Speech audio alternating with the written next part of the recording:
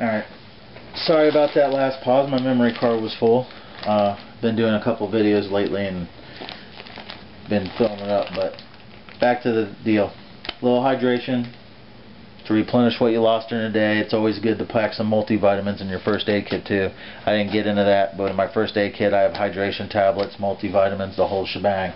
Replenish what your body's burning off. The food, as you can see, I have some Tyson retort chicken packs. I think they're like 2.5 close to, don't know the ounces. Either way, they're cheap. Protein, it's in there. I have one of those for each of my dinner meals. Lunches, because of the type of hike we're doing and the weather, usually I don't have a real big appetite. So I have some Pogie Bake. So I have some Clif Bars, one for each of my lunches, one for each of my breakfasts. And then I have some smaller packages of tuna in here to supplement my lunch, so I'm getting some protein. And I'll also, closer to the hike, I'll actually go and purchase or make my own kind of gorp or trail mix to supplement my breakfast and my lunches as well. But this is it. This is like 3 days of bare food. You know, I could probably make it last longer if I only ate once or twice a day instead of 3 times. But that's it. You can see how small it packs. I got it double, triple Ziplocs. That way, 1, it keeps down a little bit of the scent, and 2, keeps everything dry, and I can always reuse these Ziploc bags for something else. But that's pretty much the basic pack for the hike that's coming up. Like I said, I'm missing some items like my communications gear and the trail mix, and I'll probably end up putting a different bladder or a secondary, run 2 bladders, so that way I can stay hydrated while on the trail. This isn't what you guys have to pack. Okay, this is just an example of what I pack for what I'm going to be getting into in the next couple weeks. But your bob should never change. Your 3 core items should never change, guys. Your food, your water, and your shelter should never change.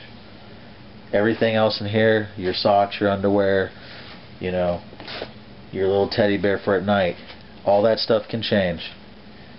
That means you can adapt it to any pack. It doesn't matter if it's this cheap old beat up old Alice pack or one of these fancy Kelties you see in the background, or anything. It doesn't matter.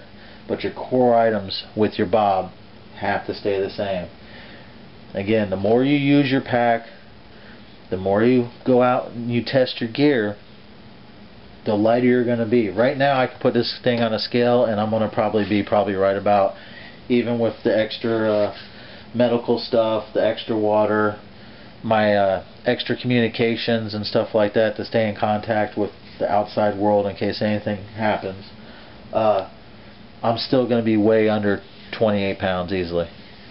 A lot of people are going to ask, you didn't see no knives, no nothing like that.